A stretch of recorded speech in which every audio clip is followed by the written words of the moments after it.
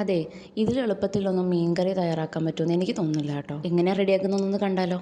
അതിനായിട്ട് അരമൂടി തേങ്ങ ഞാനിവിടെ ചിരകി എടുത്തിട്ടുണ്ട്. അതിലേക്ക് ഒരു സവോള, ഒരു മീഡിയം സൈസ് തക്കാളി, 1/2 ടീസ്പൂൺ ജീരകവും ഇട്ടിട്ട് ഒന്ന് ക്രഷ് ചെയ്തെടുത്തിട്ടുണ്ട്. അതിലേക്ക് 1.5 ടീസ്പൂൺ മുളക് പൊടി, 1 ടീസ്പൂൺ മല്ലിപ്പൊടി, ആവശ്യത്തിന് വെള്ളവും ഒഴിച്ചിട്ട് നന്നായിട്ട് പേസ്റ്റ് പോലെ അരച്ചിട്ടെടുക്കുക. ഇനി എന്താ, ഒരു കടായിൽ എണ്ണ ചൂടാവുന്ന സമയത്ത് അതിലേക്ക് 1 ടീസ്പൂൺ കടുക്, 1/4 ടീസ്പൂൺ ഉലുവ ഇട്ടിട്ട് നന്നായിട്ട് പൊട്ടിച്ചിട്ടെടുക്കുക.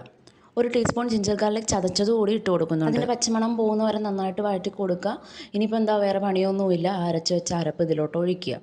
എന്നിട്ട് ആവശ്യത്തിന് വെള്ളവും കൂടി ഒഴിച്ചിട്ട് നന്നായിട്ട് മിക്സ് ചെയ്ത് കൊടുക്കുക. തിളയ്ക്കുന്ന വരെ ഒന്ന് വെയിറ്റ് ചെയ്യുക. ഇപ്പോൾ ഇത് അത്യാവശ്യം തിളച്ച് തുടങ്ങിയിട്ടുണ്ട്. ഈ സമയത്ത് നമുക്ക് പുളി ഒഴിക്കാവുന്നതാണ്. ഞാനിപ്പോൾ വാളംപുളിയാണ് എടുത്തേക്കുന്നത്. നിങ്ങൾക്ക് കുടംപുളി വേണമെങ്കിൽ കുടംപുളി എടുക്കാം കേട്ടോ. എന്നിട്ട് 1/4 ടീസ്പൂൺ മഞ്ഞൾപ്പൊടി, ആവശ്യത്തിന് ഉപ്പും കൂടി ഇട്ടിട്ട് നന്നായിട്ടൊന്ന് മിക്സ് ചെയ്ത് കൊടുക്കുക. ചെറുതായിട്ടൊന്ന് തള വരുന്ന സമയത്ത് 2 പച്ചമുളകാണ് ഞാൻ എടുത്തിട്ടുള്ളത്. നിങ്ങൾക്ക് എരിവനുസരിച്ചുള്ള പച്ചമുളക് എടുക്കുക. ഞാൻ 2 പച്ചമുളക് 4ആയി കീറി ഇട്ടിട്ട് കൊടുത്തിട്ടുണ്ട്.